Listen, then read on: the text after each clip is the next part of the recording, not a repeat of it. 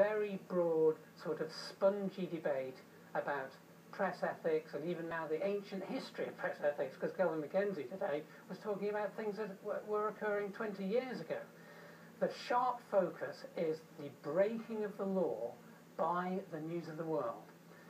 Under the editorship, it has to be said, of Mr. Andy Coulson, who was part of the Prime Minister's inner cabinet.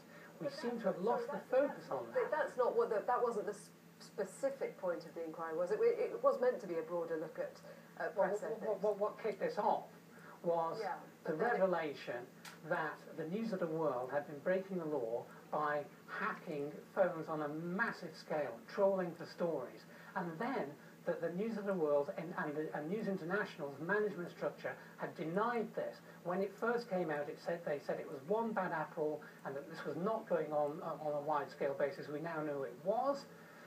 Then we had the whole Murdoch situation where he tried to close it down by saying it's a humiliating day, and then claiming it's a conspiracy against him. We've lost the focus in London. But he's not doing a criminal investigation here, is he? He wants to look at the ethics, the way the papers operate, and maybe look at ways of improving that. Well, yeah, and in doing so, there's an element that this has been kicked into the long grass. We're losing the focus. This is not. When people say there are problems in journalism generally, there are problems. Journalists get things wrong. I've got errors, made things wrong. It hurts every time. The BBC get things wrong. Guardian gets things wrong. But we're looking at a culture here driven by News Corporation, which is of a different character. The systematic breaking of the law to gather stories.